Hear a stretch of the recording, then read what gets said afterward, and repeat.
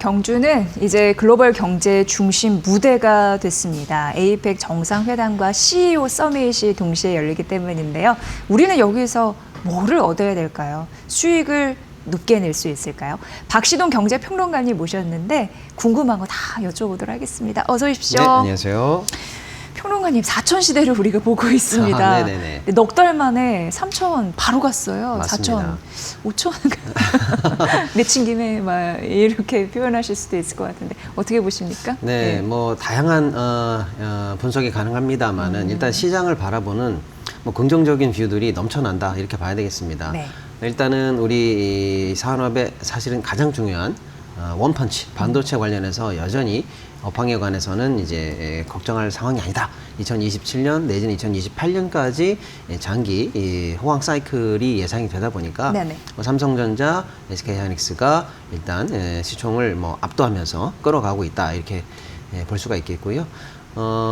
이제 문제는 그래서 이제 4,000P가 이제 간다, 안 간다라고 일단 설왕설래했을 때는 항상 갑니다. 네. 이런 숫자가 사람들한테 이제 입에 오르내리기 시작하면 항상 가요. 근데 문제는 4,000선은 이제 사실상 그냥 뭐 기정사실값으로 보고 문제는 뭐 다소간의 조정은 있을 수 있겠죠. 그래서 뭐 3,900이라든지 4,100 사이에서 당분간은 약간 좀 조정이랄까 뭐 횡보랄까 이런 걸 거칠 수는 있겠습니다만은 이 다음번으로 이제 치고 올라가서 4,300선, 500선 또 이재명 정부의 공약이었던 5,000P까지 갈 수 있을 만한 추가적인 우리 시장의 모멘텀이 뭘까? 이제 관점을 글로 넘겨야 돼요. 4,000P는 뭐 이제는 뭐 과거입니다. 오늘부터 과거예요. 그렇죠. 예.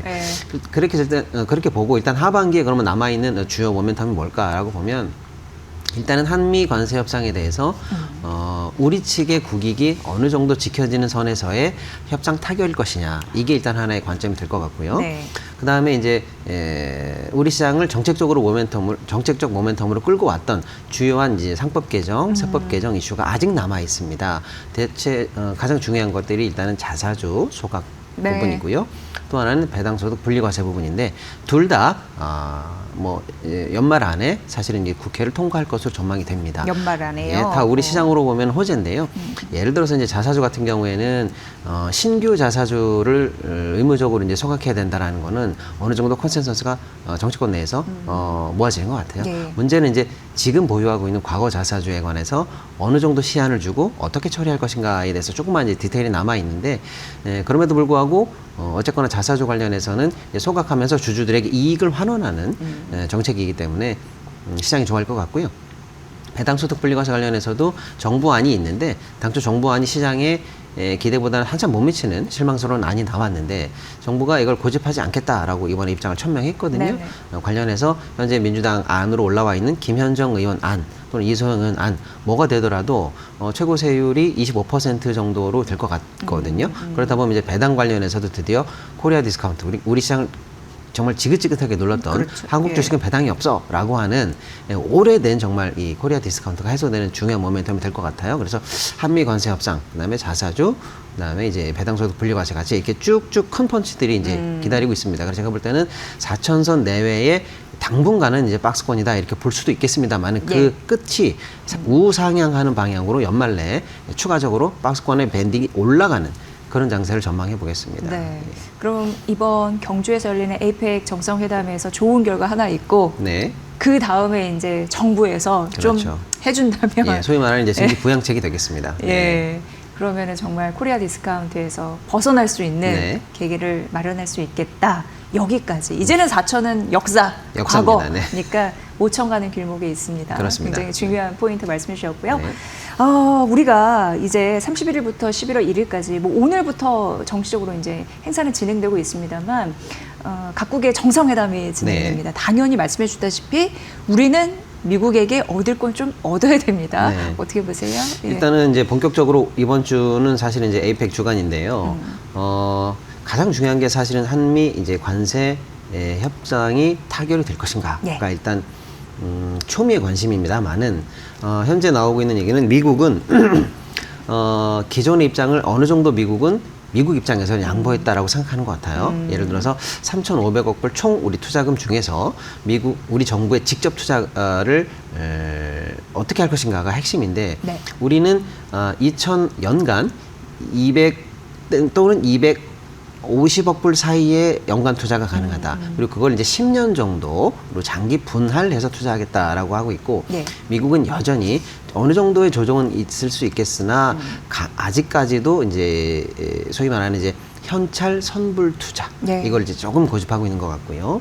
또 하나가 이제 투자처를 과연 한국이 정할 것이냐, 미국이 정할 것이냐, 또는 사업성과 상업성이 담보되는 투자처를 할 것이냐, 아니면 미국이 나름의 국익이 필요하다고 하는 그런 쪽으로 투자가 될 것이냐, 이런 이제 투자처에 관한 세부적인 내용들.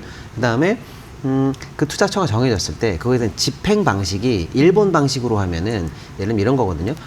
투자위원회를 만들어 놓고 거기 위원들이 참여해서 결정을 하는데 그 위원들이 대부분 다 미국 사람들이에요. 네. 일본은 관여가 안 됩니다. 구조적으로. 네. 그러니까 그런 방식을 여전히 미국이 요구하고 있는데 아니다. 우리도 그렇죠, 그렇죠. 네. 우리 돈이기 때문에 사실상 우리가 결정할 수 있는 자리를 달라, 네. 또는 뭐 그런 식의 툴을 만들어 달라라고 하는 요구 사항이 남아 있겠고요. 그 다음에 이제 마지막으로 이익이 났을 때 어떻게 상환할 것인가. 근데 이제 미국 측은 원금에 해당하는 부분까지 올라올 때까지는 상호 반반씩 이익금을 제어하고, 원금을 돌파하는 순간부터 미국이 9대1로 가져가야 된다라는 원칙을 내고 있습니다. 네. 이 부분에 관해서는 여전히 지금 방금 제가 말씀드린 이런 부분에 관해서는 여전히 아직도 합의가 되지 않고 있어요. 그래서 사실은 이런 경제적인 한미 관세에 관한 협상뿐만 아니라 이번에 사실은 묶여있는 여러 가지 지정학적 안보 협상이 있거든요. 근데 이게 사실은 경제에도 영향을 미치는 겁니다. 예를 들어서 국방비에 관한 국방비에 관해서 증액 요구가 미국이 있거든요. 그 다음에 우리 입장에서는 원자력 재처리를 우리가 허용해달라라고 네. 하는 미국 측의 요구가 있어요. 이게 사실은 국방 사안이라고 볼 수도 있지만 우리 입장에서는 방산 산업에 끼치는 영향도 있을 수 있는 거고요. 원자력 관련해서도 우리도 이제 재처리가 가능하다라고 하면 또 한편 또 한층 우리의 원자력 능력이 올라가는 원전 관련해서도 영향이 있는 얘기거든요. 근데 이번 것들이 관세 협상과 묶여서 일괄 타결을 원래 하려고 한다면 최상의 모델이긴 하겠습니다만은, 미국이 한미 관세 협상 관해서 여전히 미국 측의 의견을 굽히지 않는다면 우리가 과연 이런 불리한 협상에 사인을 꼭 해야 되느냐라고 그렇죠. 해서 에이펙을 위시로 해서 타결을 원하는 건 미국입니다. 그래야 유럽, 일본, 한국과의 타결 내용을 가지고 아직 타결이 안 된 인도나 브라질 같은 다른 나라를 상대로 또 압박이 가할 수가 있거든요. 네. 그러니까 시간은 어떻게 보면은 우리 편입니다. 그래서 우리가 반드시 에이펙에서 타결해야 된다는 압박을 느끼기보다는 방금 가지고 있었던 이런 쟁점 사항 등에 관해서 국익을 마지노선으로 놓고 최대한 사실은 우리는 시간에 구애받지 않는 협상 태도를 가져가는 것이 오히려 시장에게는 좋다.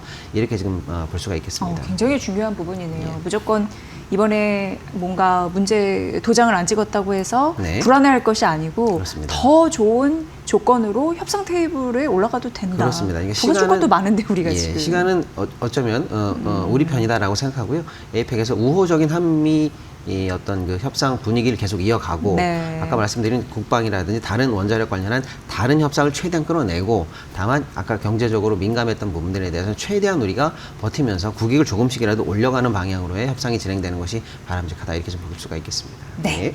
자, 그리고 미국과 중국이 6년 만에 정상회담 테이블에 오르게 되는데, 어제 밤 한 10시쯤인가부터 속보가 뜨기 시작했던 게 서로 조금씩 양보를 한다라는 이슈였습니다. 그게 뭐 100% 관세, 희토류 이런 쪽이 왔다 갔다 했는데 어떻게 좀 결론이 날까요?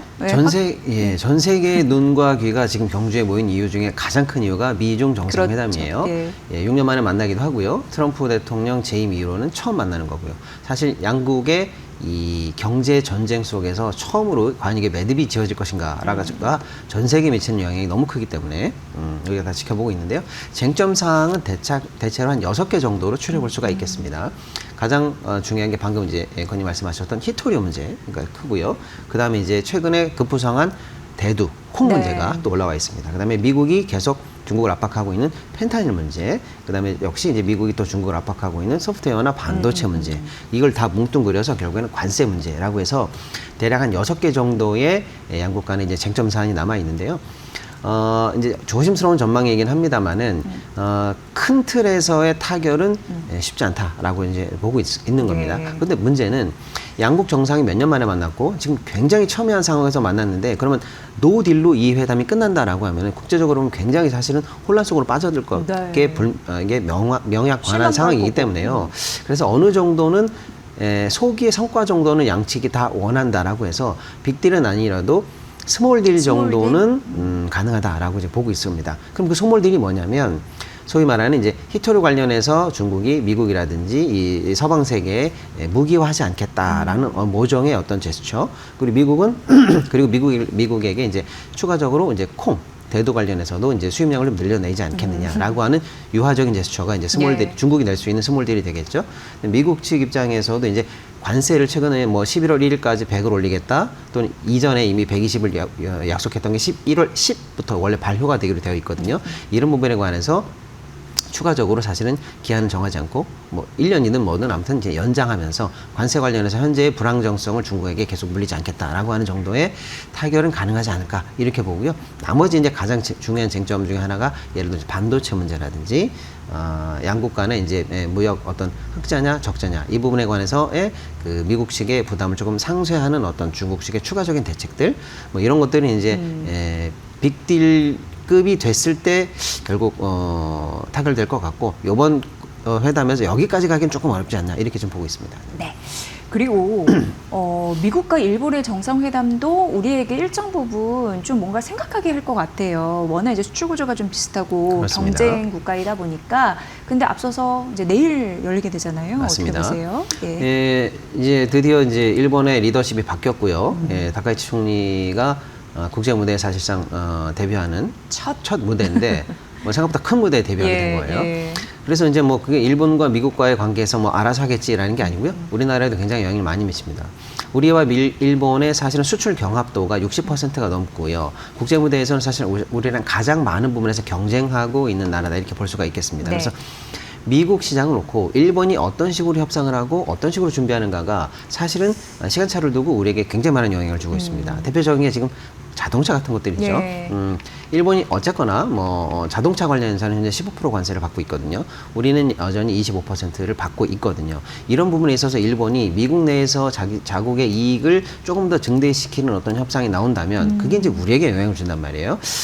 그래서 과연 그런 자동차와 같은 추가적인 어떤 품목이나 내용이 뭐가 될까라고 하는 게 이제 초미의 관심인데 현재 우리에게 조금 좋지 않은 소식이라고 나오고 있는 게 조선 같은 분야입니다. 조선. 예, 당초 이제 조선은 우리가 미국에게 서로 윈윈 할 수 있는 가장 좋은 섹터다라고 해서 소위 말하는 이제 마스가 프로젝트가 이제 본격적으로 현재 가동되고 있고 네. 우리 조선업 오늘도 뭐 장중에 신고가를 갱신하는 등 네, 날라가요. 뭐 3사들이 지금 다 좋은 상황 아니겠습니까? 이런 상황에서 이제 일본 쪽에서 나오는 보도가 미국과 일본의 추가적인 앞으로의 조선업 협력이 구체화된다라는 보도가 나오고 있거든요. 이런 부분이 이제 우리에게는 썩 좋은 뉴스는 아닐 것입니다.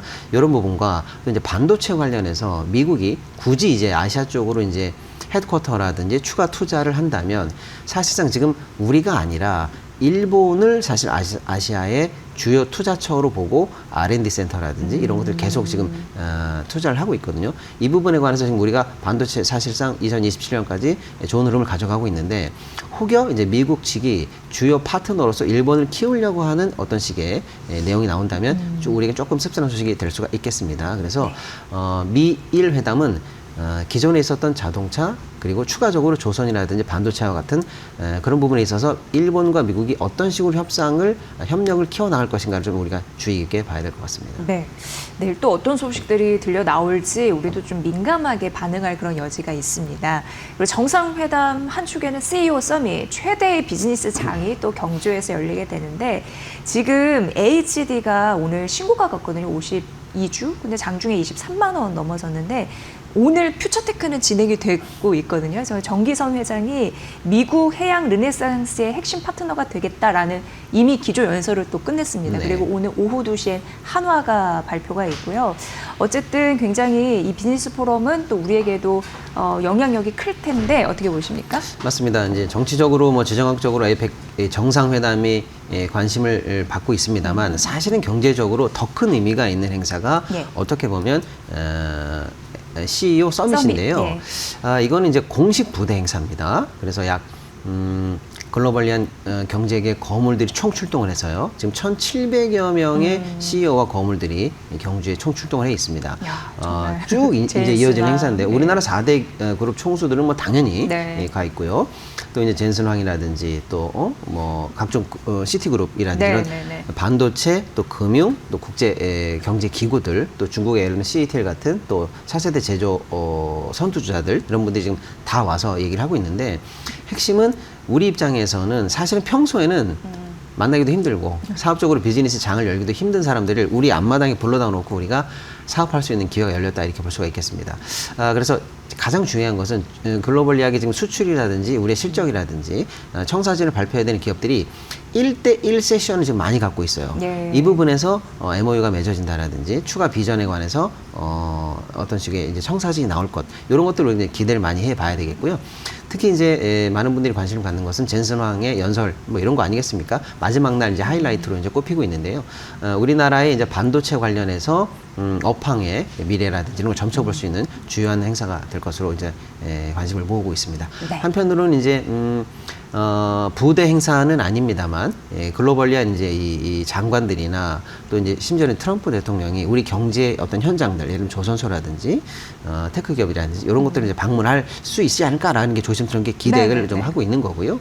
또 한편으로는 이제 미 재무장관이 4대 그룹 총수를 위시한 만찬을 또 추가적으로 현재 제안을 해서요. 그것도 열릴 계획에 있습니다. K푸드. 그렇습니다. 그래서 그와 관련해서 여러 가지 이제 우리가 경제적으로 K를 달고 세계적으로 우리의 입장을 이제 좀 잘 설명하고 펼칠 수 있는 좋은 장이 된다 이렇게 좀 봐야 될 것 같습니다. 저런 장에서 가장 중요한 것은 아무래도 거물급들을 직접 만나서 명함도 교환하고 뭐 그동안 만났겠지만은 뭐 여러 가지 사업 비즈니스 논의하는 건데 그럼 결국 가장 큰 수혜는 4대 그룹 총수가 받아갈런지 어떻게 보십니까? 모쪼록 이제 우리도 네. 그러길 바라고요. 네. 특히 이제 삼성은 이제 반도체 관련해서 이제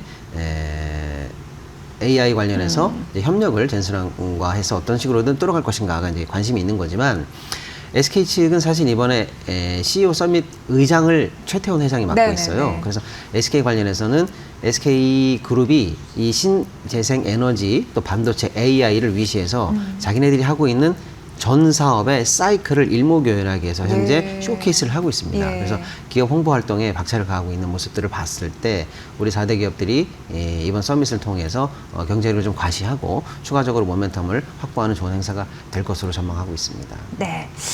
정말 그 외국인 투자자들도 관심 있게 한국 시장을 바라볼 것 같습니다. 특히나 4천 넘었기 때문에 마지막으로 지금 삼성, SK 하이닉스 오늘도 최고치를 쓰는 흐름들이 나타나고 있는데 주식시장 한 단계 레벨업 단기적으로는 긍정적? 예, 그렇습니다. 저도 이제 저는 이제 우상향할 거라고 이제 굳게 믿고 그렇게 전망하는 편이고요. 예. 특히 이제 우리 시장을 끌고 가고 있는 반도체에 관해서 어떤 지금이 뭐 고점인가 너무 많이 올라서 부담스러워 여러분들 계시겠는데요. 제 입장에서는 악재가 안 보인다. 악재가 안 보인다. 예. 호재밖에 안 보인다. 이렇게 보고 있습니다. 그래서 어떤 분들은 이제 삼성전자 10만 전자 탈환을 놓고 당분간 여기서 횡보할 수 있다. 뭐 이런 조심스러운 분석도 있고요. SK 하이닉스도 뭐 53만 원 선에서 부담스러운 구간에 들어왔다. 이런 조심스러운 분석도 있습니다만 저는 그렇게 케이블 씌울 필요가 없다. 이렇게 생각하고요. 삼성전자 뭐 15만 원까지 단기간에 예를 들어 SK 하이닉스도 뭐 앞자리가 당연히 바뀔 수 있는 정도의 전망을 열고 저는 긍정적으로 보고 있습니다. 네, 일단 뭐 나쁠 게 없다. 이 흐름을 잘 타고 에이펙 정상회담 좋은 성과 있었으면 좋겠고 그리고 나서 다음 주에 조금 더 여러 가지 효과 분석 해드리도록 하겠습니다. 이번 주 슈퍼 위크 아무튼 기대가 됩니다. 박시동 경제평론가의 분석이었습니다. 평론가님 잘 들었습니다. 네, 감사합니다.